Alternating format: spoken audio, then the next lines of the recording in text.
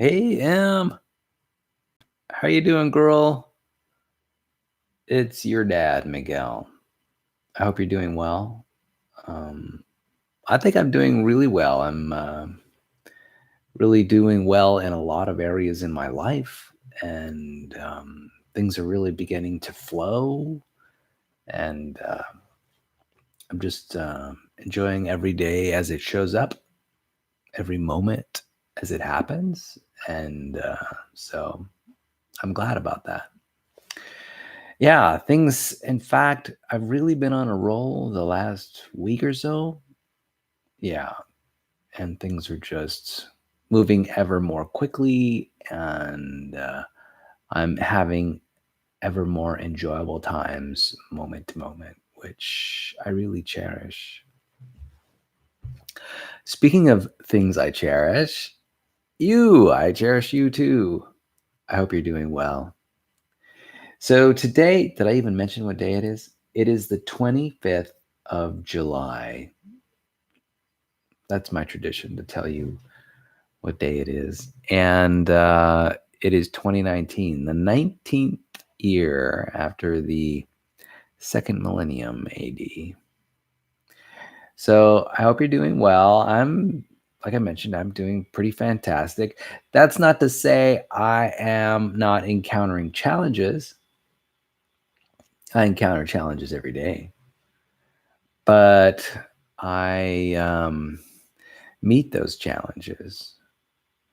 Uh, I've been meeting those challenges very successfully lately. Super successfully. How do I define success? Good question. I'm glad you asked.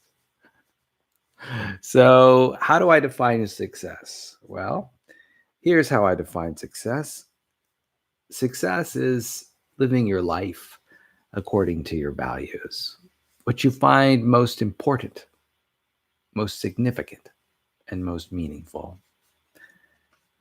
That is success. So, how do you know that you've achieved success? Oh, you're asking the right man. Absolutely. How do I know that I've achieved success? I'll tell you.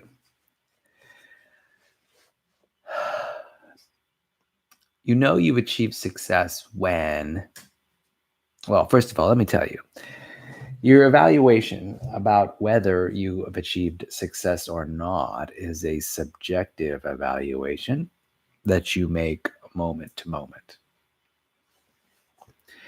And how you know you've been successful has a lot to do with how you're feeling, your emotions. In fact, your emotions are lightning quick evaluations happening all the time. And you know you're successful when you are experiencing good feelings, when you're experiencing peace of mind, satisfaction,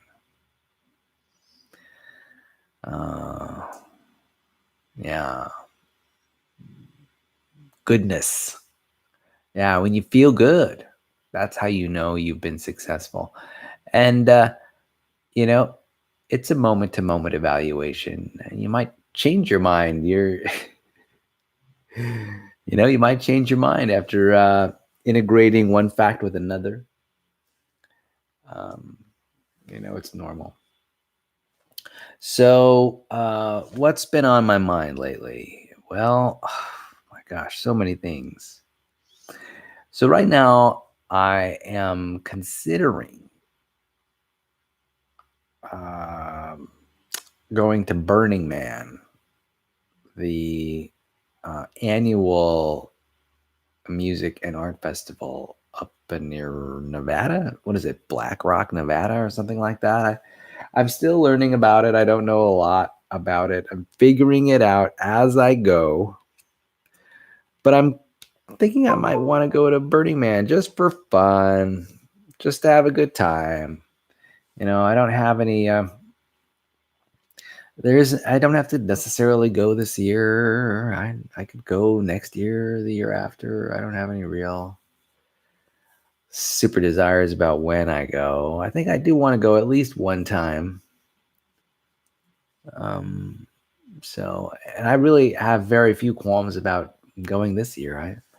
If I work my life pretty well, I think I'll be able to schedule it in, fit it into my very busy schedule. And, I've got a few contacts, and I think I can make it happen this year. So we'll see how it goes. A lot of it depends on whether I'm able to acquire a ticket.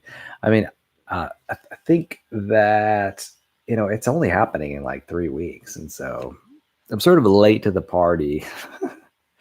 I haven't really considered it that deeply, but we'll see.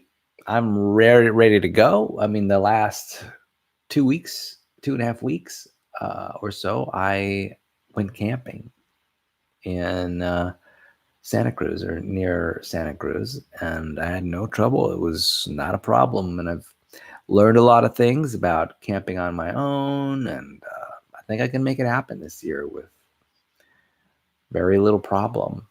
So I think that'll be fun. Looking forward to that. I'm looking forward to another thing. I've got a photography class coming up at Allen Hancock College. Definitely looking forward to that. I've got a mirrorless camera, a Canon 50M or M50, and I would love to learn how to use it better. That's for sure. I still feel like I'm fumbling around that camera. There's so many things to adjust, and I think it might be fun to just learn more about it, be around people who know a lot about cameras, ask questions of my instructor. You know,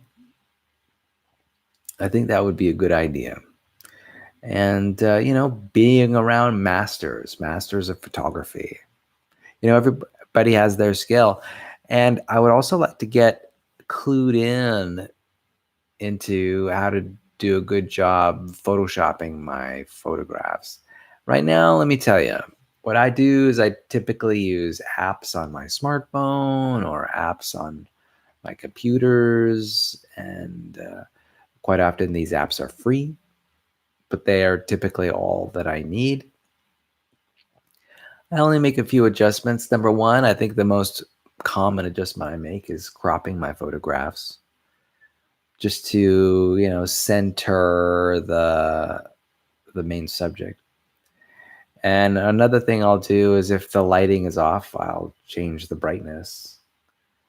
Sometimes I'll make it a little brighter, a little less bright. A lot of it depends on whether I took the photograph with flash or not.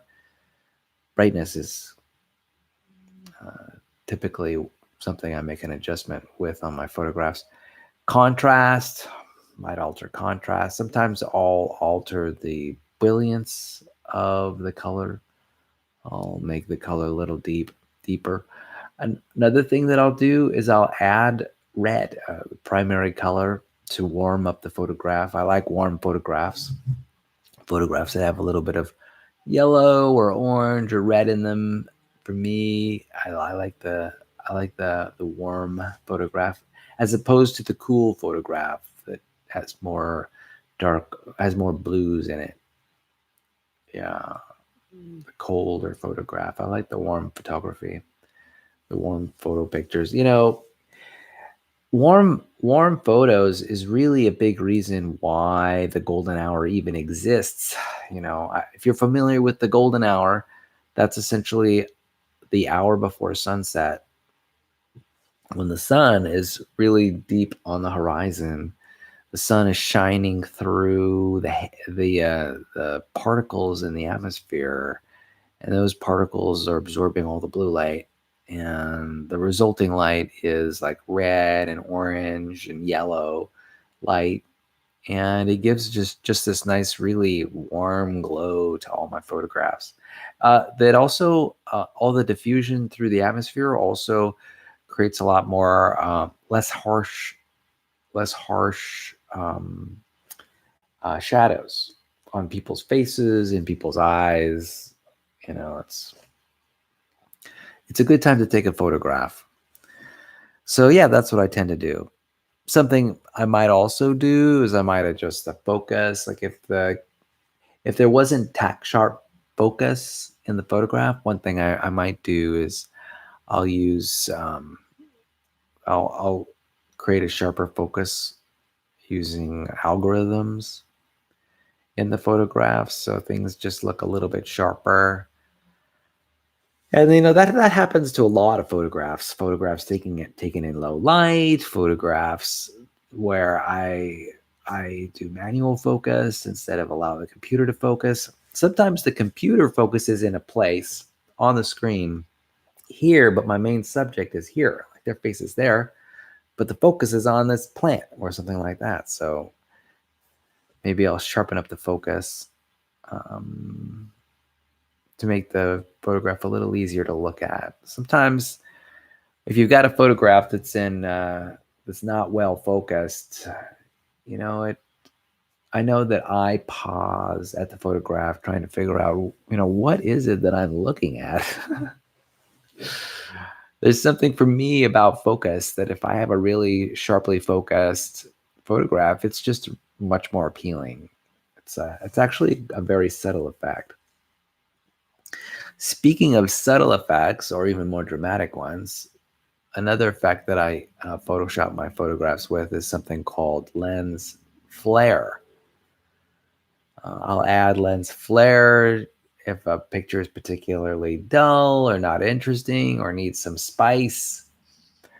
I'll add some lens flare, and what that is it's like a rainbow brightness, just a super sharp area. It's just a super bright area of brightness, maybe even rainbow color, indicating that the lens is shining sunlight in one place or another on the photo. I try to make the lens flare look as natural as possible, but sometimes it looks a little hokey. But usually, it just raises the interest of a photograph. Maybe it accents a face or an element of the photograph. Maybe it accents the color of the photograph. Who knows? But I do like lens flare, adding it. I think it adds some interest to what might otherwise be rather boring photographs. So I'm interested in a lot of things lately. I've been thinking a lot about the lecture I went to last Friday when I went to go see that self-help guru, Jack Canfield. And I've been thinking about what he had to say. And in fact, I actually bought his Kindle ebook, and I bought the audio version of the ebook as well. So I'll be able to enjoy going through his book again and again and again. I think it has a lot of valuable information. And in fact, I've been considering sending you a copy too, somehow. Probably a copy in hard, like in a bound copy, a paperback. I don't know what kind of books you like to read. I don't know if you like to read self-development books or whether you like psychology or not, but hey, I'm generous. I'd be happy to share. Now, the book that I'm interested in and that I'm reading in is called the 10 Secrets of Success or something like that. So I'll tell you what, if I was a kid about your age, I would definitely want to get some information about how to make my life successful. That's for sure. Some tricks of the trade, so to speak.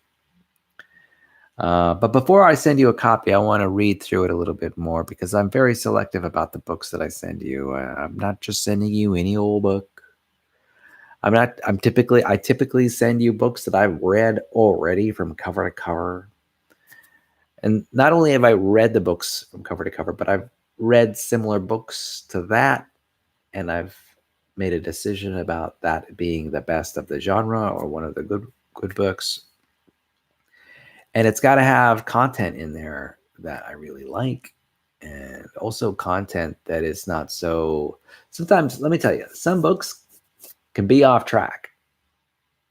Whether it's the writer or whether it's the subject matter, there's sometimes aspects of books that go off track. They're long documents and they've got a lot of story in them. And I want to make sure that this book has got, not 80% good content. And I don't want to steer you wrong with um, sort of some sloppy thinking. Or if there is sloppy thinking in the book, I want to make sure that I've notified you about some of the issues with the book before you read it. Because I also understand that you don't have a very good sense of context.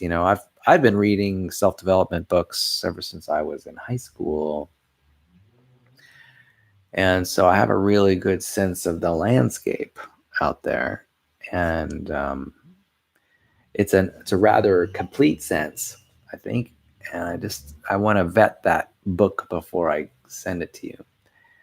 Now, I've read other books with the intent of sending them to you, but here's the thing. Quite often I decide not to send them to you because, maybe there's a spurious idea in it that's just a little bit too wowie-zowie, or I don't think it would be your cup of tea. So, I'm intelligent about the books that I select for you to read. Oh boy. So I've been thinking lately about board games. Have I mentioned board games lately? So I have an interest in learning how to play the Settlers of Catan. Now, when I was camping was it last week? Early last week, I had some friends that were playing Settlers of Catan, and I thought, boy, that looked like a really neat game. I've seen it. It shows up all the time in all kinds of places, and I personally don't know how to play, but I figure it might be really fun to give it a shot. And in fact, if you have an interest in learning how to play board games, even if it's not Settlers of Catan, I would be more than happy to link up with you and we could learn how to play a board game together. How does that sound? That sounds like a lot of fun to me. So, I want to throw that out as a possible suggestion, something that we could do together. Now that I think about it, it's warm again inside my apartment. I'm starting to get really warm, interestingly enough. Now, speaking of warmth, I did take a look at the weatherman, what the weather person had to say today about weather for this coming weekend. And they said that Paso Robles was going to be up to 105 degrees Fahrenheit. What? This weekend on Saturday and Sunday, if you can believe it. So that's pretty remarkable. Paso Robles is beginning to heat up, and it's about time. That's all I got to say.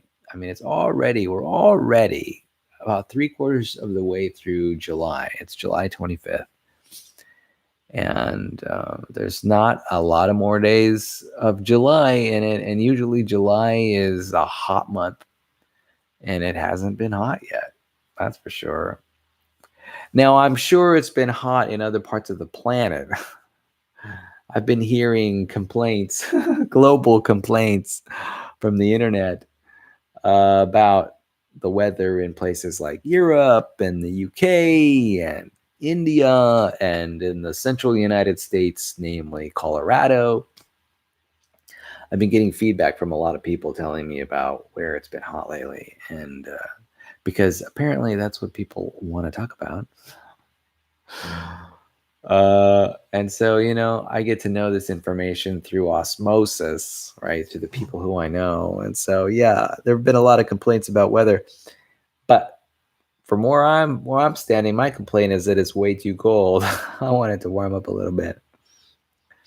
So I'm looking forward to warmer temperatures this weekend. And I've been thinking that I might travel down to Los Angeles this weekend. So fingers crossed. Hopefully it's nice and warm. I think I might be going to a friend's house that might have a swimming pool. But who knows? I could be totally wrong. Here's the thing about me and my ideas. Sometimes they're wrong. That's actually been a subject that I've been thinking about lately. Being mistaken. right? It happens all the time. And people like to know the truth, right? We feel a sense of pride and satisfaction when we know the truth, a little secret about the way the world works, and there's verifications, and we think we know the truth, right? Truth with a capital T, right? And then I'm reminded almost continuously that, my brain is a mortal human brain in the sense that it's made out of, I don't know what neurons are made out of, or what the flesh of the brain is made out of, other than neurons. But this brain of mine is fallible. It makes mistakes, and it integrates the facts together into a nice package, and it does its best to do. It does its best in a non-contradictory way, but there are occasional oversights. There are statements of untruth. There's misperceptions. This is true for all human beings, and but it's kind of funny that there is this idea that truth exists. This idea persists and has persisted through the millennia, and it's taken various forms through religion and through government. It's through social customs. This idea of what's true, I think, has a lot of cachet. I know that I was sort of infected about this idea that there is truth out there, or that I know it when I grew up as a religious person. But all I can say now is that it's a path that leads to nowhere. It doesn't lead to much, nothing much. This whole idea of absolute truth. One thing I'm grateful to science for doing is for sort of wrapping theories in this veil of sort of uncertainty, where that suggests that there might be a better interpretation out there that's coheres with the facts a little bit more. I really am grateful for science for establishing that as, like, that's the going in position. If you want to start thinking about science, you need to understand that all of your theories may change. All of the theories that you think are so true may change in the coming years or months, depending on what new evidence arises, right? Or what new theories arise to cover the evidence.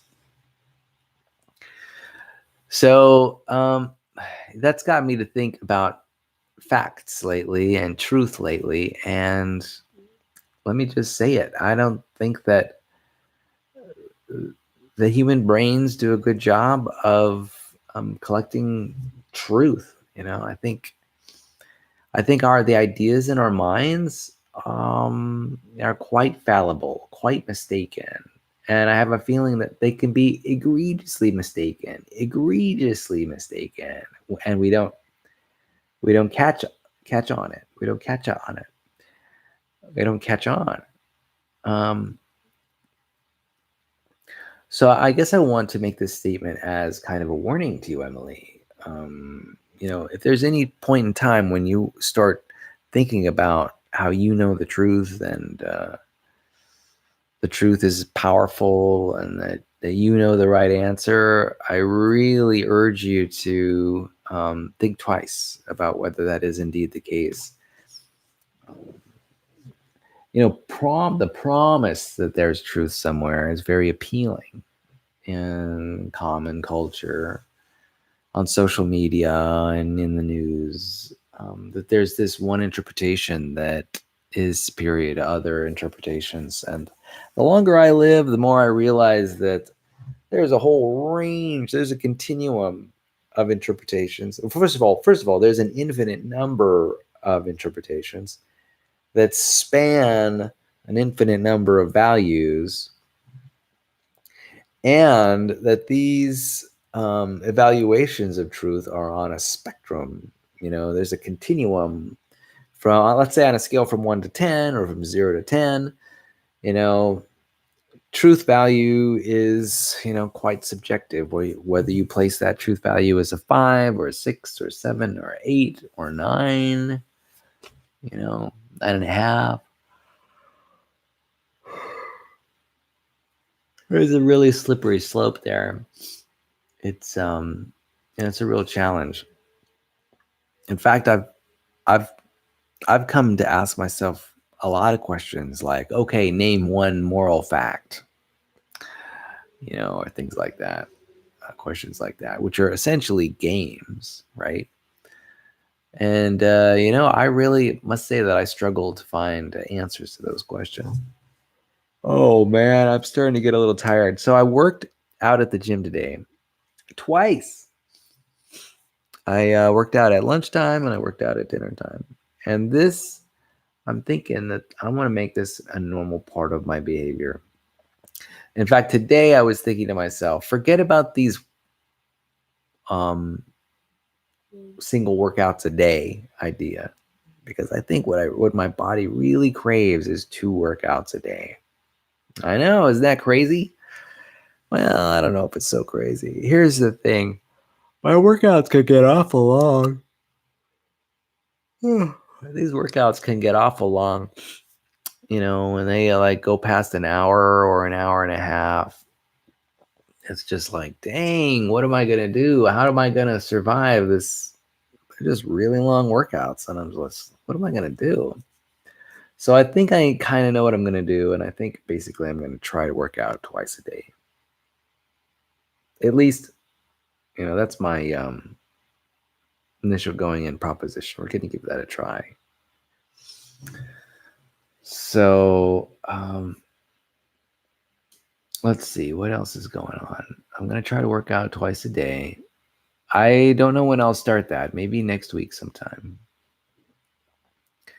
What other things are of interest to me right now?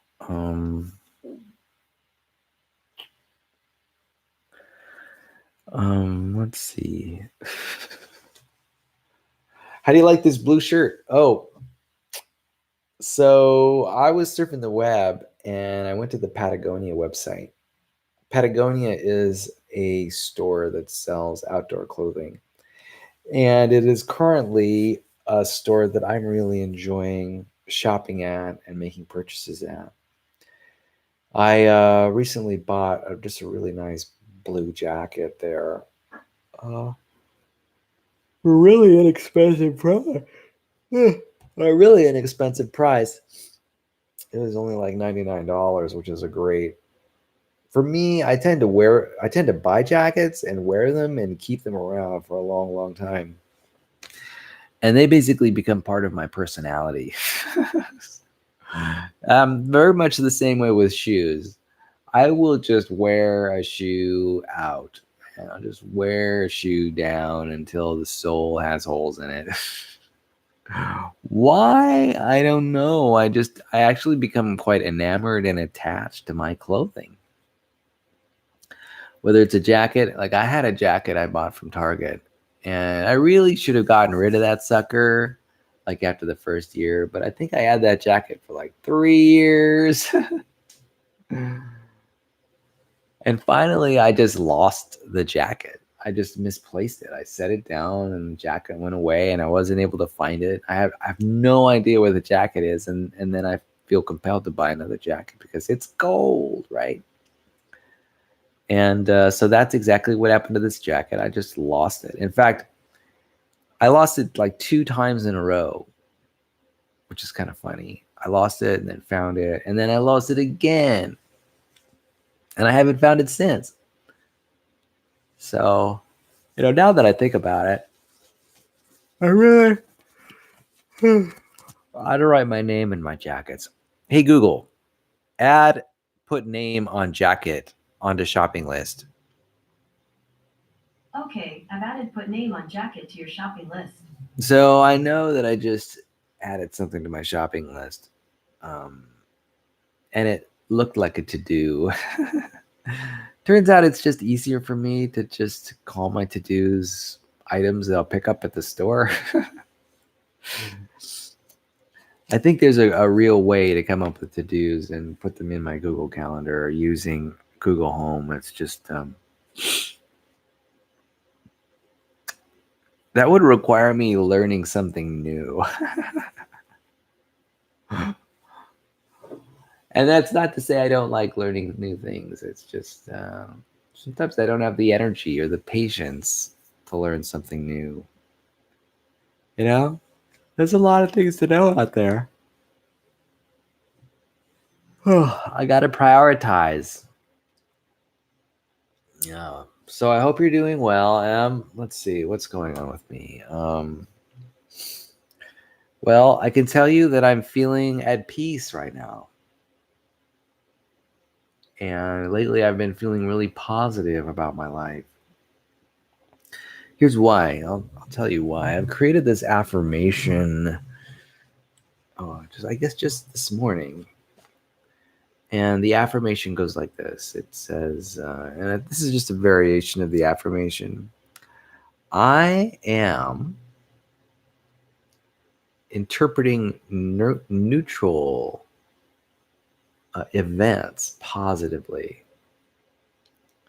That's the affirmation right there. Now, why do I like that affirmation? I'll tell you why I like it. Well, first of all, I like that it talks about events, that is, things that happen external to my mind, as neutral. I like that. I think that is true. In fact, over the years, you might have heard me write to you and say, or even say directly through a form like this, that nature is neutral. This is something I've been saying for years. Nature is neutral. And that means a lot of things, but primarily it means that nature is value neutral. And what that means is that, human beings, we have the opportunity to sort of weave stories around the neutral events that happen to us. We give meaning to our world. We're storytellers. We're story makers, story creators. We tell our stories. It's essentially our narrative, right? And basically the idea is, it's very like John Locke, where, we've got this external reality, and how it doesn't have any meaning until we imbue that reality, right? That event with meaning. And what's kind of funny is that those meanings stick. If you've assigned a meaning to something, to an event or a person, it kind of stays that way for a long time, unless you take concerted efforts to reduce how much you believe that idea. I'm sorry I'm yawning. I had a really big workout day today. Like I said, I worked out twice today. And let me tell you, I was sweating through both exercise routines. Each exercise routine was about an hour long. Well, 45 minutes to an hour long. And I really sweat. I mean, I've had sweat just pouring out of my shirt, out of every one of my pores, coming down from my forehead. My sweat glands are in tip-top condition right now. And so I worked out really, really hard. And there's really no mystery as to why I'm like feeling tired, like I want to fall asleep or anything like that. But speaking of falling asleep, I think I could do that. So, I worked out really hard today, and so I'm feeling really relaxed, really mellow. Often you might realize that this is the way I tend to be. I tend to be pretty pacified, pretty sort of pleasant and even tempered most of the time. I think I can thank exercise for doing that. There's just a point where, if I've exercised like 2 hours today, I'm basically done. I ran certainly over 5 miles today, which is not a long distance. I get it. But I also did a lot more than just running. I did a lower body workout today. And not only that, but I also did Jacob's Ladder, which is an amazing cardiovascular device. And I exercised on that. I did Jacob's Ladder for 25 minutes, which is actually a lot of time on that device. That device is super challenging as a cardiovascular trainer. And so I'm really proud of me hitting 25 minutes. Now, I've done 25 minutes before many times, but I've actually, this is the first time I did it after I came back from my vacation. Because here's the thing, the Jacob's Ladder apparatus doesn't exist anywhere else at any other gym that I attended the last few weeks. And so I had no practice of doing the Jacob's Ladder cardiovascular machine. If you ever have an interest in Jacob's Ladder, just do a Google search and you'll find just how incredibly awesome piece of exercise equipment that is. It's just, when I think about it, it kind of makes me joyful. You know, this whole exercising as hard as I did today. I'm so glad that I did it. You know, I just feel light and loose and relaxed. And it's great, man. I hope I get to live many, many, many, many years past the otherwise normal lifespan that I have. Hopefully I get to live to like age 90 or something like that. We'll see how that goes. What's kind of interesting is that my birthday's coming up. Not soon, but the next time it comes up, the next 2 times, I mean, I'll be 50 years old. I'll be over the hill, that's for sure. Over the 50-year-old hill. Golly, it's come so fast, really. I still feel like an early 21-year-old, 22-year-old. And in fact, I'm actually in better shape than I was when I was 21 or 22. Now, that doesn't mean necessarily that my blood sample numbers are better than now than they've ever been, but I would hazard a guess that they're pretty close to the best that they were so many years ago when I was in high school. I'm actually younger. I'm actually thinner than I've been for years. My weight is low. My body fat percentage is low as when it was when I was in high school. So that's pretty cool. So what's really cool about that is I'm going to go to my 30-year high school reunion and it'll appear as if I haven't changed at all. I have a feeling that I'm going to get a lot of compliments about my appearance and how young I look. We'll see. Well, everyone else is shooting 50. I'll be looking like a person in their early 40s, right? I'm just glad that I haven't gotten any big sprigs of gray hair forming on my head. My dad told me that his gray hair began coming in at age 55. And so I fully expect my gray hair to start really coming in probably in my early 50s. We'll see what it looks like. I'm actually pretty skeptical that it's going to look all that great on me.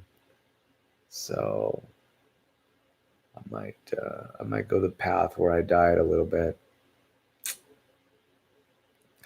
Here's why I say that. I mean, I say that for a very specific reason. I have a friend. Of course, I have a lot of friends. Some of them are older, but she has a twin sister. And anyway, this friend, well, of course, of the twins, one dyes their hair and one doesn't. And man, when I saw the difference between the two, it's just, I mean, there's just no comparison. I really appreciated that the hairstyle with less gray for some reason. Now, I know it's dependent a lot on the person's hair, the person's style, their personality. In fact, I know of a person who has gray hair. I know of a couple people who have gray hair. I know of a lot of people who have gray hair. And believe it or not, some of the most beautiful people I know have gray hair. Oh yeah. Some of the most beautiful people I know, I have gray hair, and the gray hair is just sort of compelling. You know, it compels me to look at them because they're just so drop dead gorgeous. In fact, I have in my mind an image of someone with gray hair, and I'm captivated by the image right now. Just captivated. You know, it's just sometimes gray hair really works for people. And I cannot hazard a guess as to why that is. You know, why are some people more beautiful sometimes with gray hair? I don't know. Sometimes it depends on where the gray hair happens. I've seen a lot of people with like a sprig of gray hair in their front or a sprig of gray hair on their sides. And it just sets off their whole appearance like a really amazingly well. And I don't know. I don't know what gray hair, what it'll do to me. We'll see. I personally like the younger look. So we'll see. Looks like my hair is almost down to my nose right now. That's cool. I've already made a commitment to grow my hair out a little bit longer on the top, and so you'll be able to watch as my gray hair, my hair develops and gets longer and longer and longer. I also have got this interest in possibly cutting my own hair, learning how to cut my own hair and trim it so that I don't have to rely on hairdressers who, each have their own style, right? They have the degree to which they listen to their clients. They have, a person's a hairstylist. I mean, they can run the gamut between conservative and liberal when it comes to hairstyles, and also in skill, right? So let's see what else is going on in my life here. I don't know. Oh, I neglected to tell you sort of like the reason behind my affirmation. My affirmation was along the lines of, if you recall, it was along the lines of, I am interpreting neutral events positively. What that means is, I told you, this idea that nature is neutral, and that really it's up to us to sort of process that event, interpret it, right, with some whatever that views I have, and then you get an outcome from that. And I am recognizing ever more clearly just how much my own beliefs sort of adapt, or adjust my worldview. In fact, I'm really beginning to recognize just how my beliefs do that, make changes to my reality. And, I'm finding out that a lot of my emotional content, particularly my very intense emotional content, it has everything to do with me and almost nothing to do with neutral events that surround me externally. I'm recognizing that, it's up to me to sort of ensure that the beliefs that I'm applying to the world around me are mine and serve me well and support me. And, I'm recognizing more and more as I grow up that, this interpretation of your reality is completely up to you. Whether things are bad or good, or whether they lie on a continuum, that those subjective judgments are for you to make. They're for everyone to make. And just because one person is afraid of spiders doesn't mean that another person will be afraid of spiders too. In fact, because there are an infinite number of values, people can have an infinite number of perspectives, and really there's no point in making broad brush stroke generalizations about people, cultures, and society, because a lot of it is just a reflection of you, right? Reflection of the values that you grew up with, that you were familiar with. And also this idea sort of relates to Jack Canfield's idea about taking 100% responsibility. I'm recognizing that taking 100% responsibility for my life demands that I recognize the role that creating judgments and creating beliefs has in determining my life outcomes. Yeah, I'm just really realizing that, like, it's just really powerful to me now, where I'm recognizing my own contribution to nearly every one of the thoughts that I have. The fact is, nature is neutral, and really, if I were to take that seriously, I wouldn't. When it came to, say, my emotional affect, the intensity would be neutral all the time. It might be neutral all the time, particularly if I'm making particularly good judgments, accurate judgments about the world. And I don't know. I like this idea of being accurate. And it's really changing the playing field for me when it comes to my own personal thoughts. The other day, I came up with this idea it's called accurate gratitude. A lot of the time when I'm like happy and excited about something, I'll just say, that person is amazing. Or I'll say, that situation is amazing. I say that a lot. That the word amazing has a lot of positive connotations to me. But I also recognize that word is quite vague. It's not entirely true what I mean when I say my life's amazing or whatever. I'm not, who knows what behavior I'm referring to. And so I'm thinking that a big part of my life, I want to invest in being an accurate, making accurate affirmations and being accurate in my gratitude. I think that will really help buoy my ability to relate to others and my ability to relate to myself. And yeah, that's important to me. So yeah, I've got this idea that nature's neutral and that, I am in a 100% choiceful position all the time to determine what beliefs and interpretations of beliefs that I think are credible and make sense. I'm doing this continually.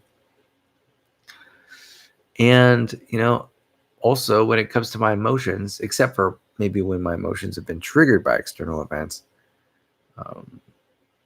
my emotions are under my control, right? My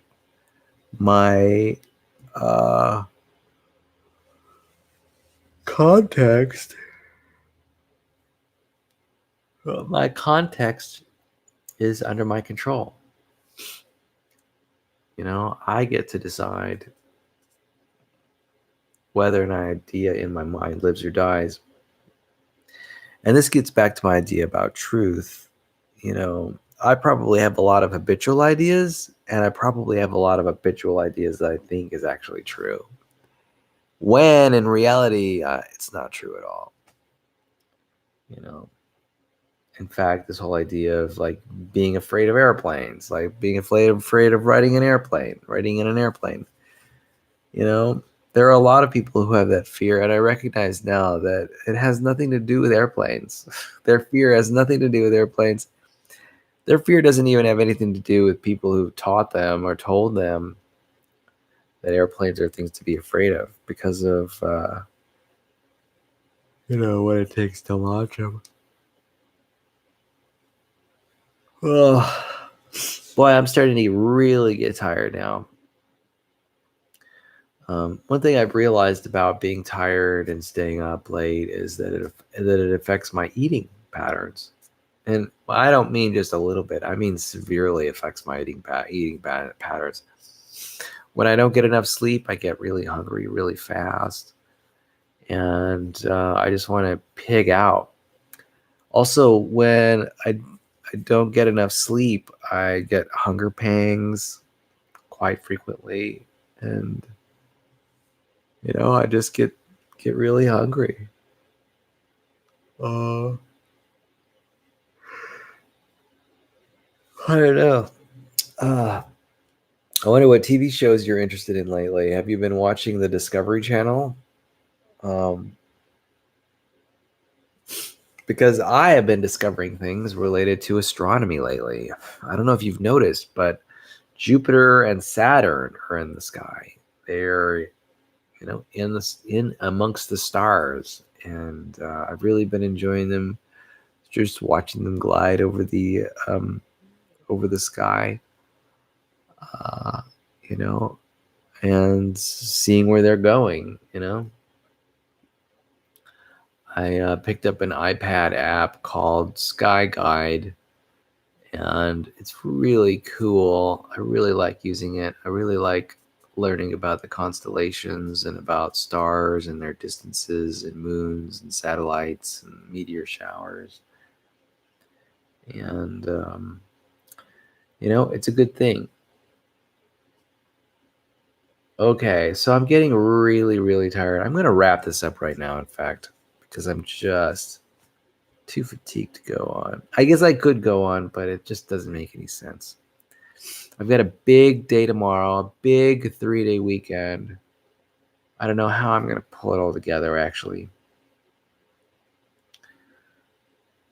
And, golly, have you ever had so much to do that you don't know what to do with yourself?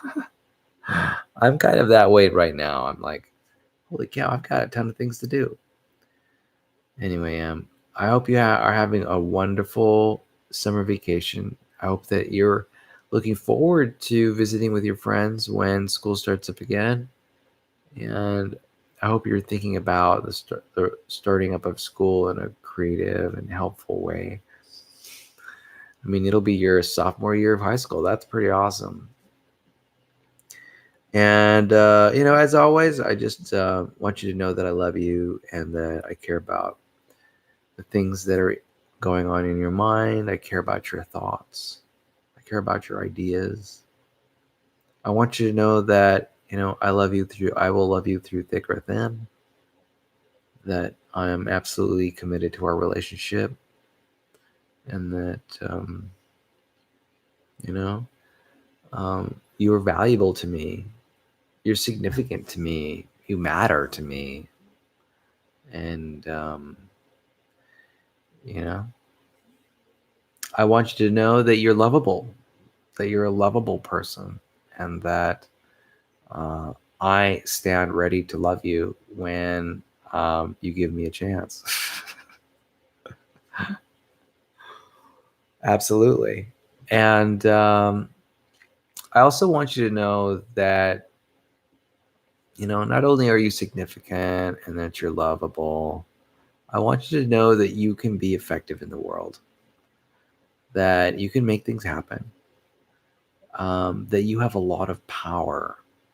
I think you have untapped powers that you don't even know you have yet. You're sort of like a musician, like a magician, like Harry Potter magician learning how to do magic in Hogwarts School of Witchcraft and Wizardry.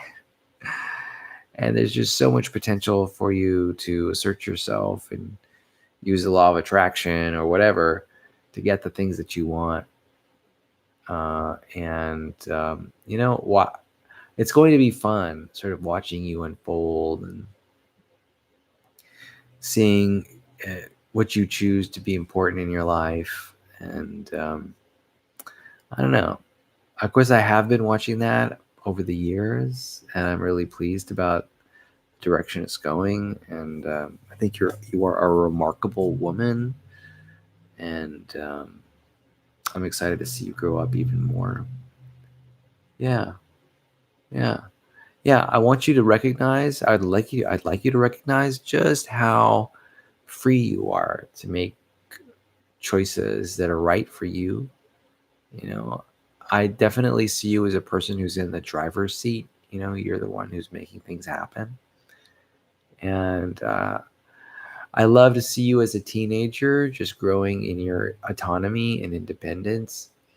You know, I can imagine what it's like for you to be sort of moving away from your own mom and your stepdad as you grow your wings and become more confident in your ability to make decisions for yourself, as you grow to be more mature, as your mind develops. And I just like being a witness to all that. And it's exciting to watch this unfolding, this transformation of you from this child into this young woman. And I don't know, it makes me giddy, you know? So glad to see you hitting those milestones and being successful in your day. Anyway, I'm going to go take a nap. Actually, I'm going to go to sleep. My brain has had it. On a scale from 1 to 10 in terms of sleepiness, I'm like a 3. Whereas 0 is like really like totally conked out. I could definitely just fall asleep right now. Anyway, I'll talk to you later, huh? Have a wonderful day, wonderful evening, and I hope you have a wonderful weekend. I'll talk to you later. Love you. Bye-bye.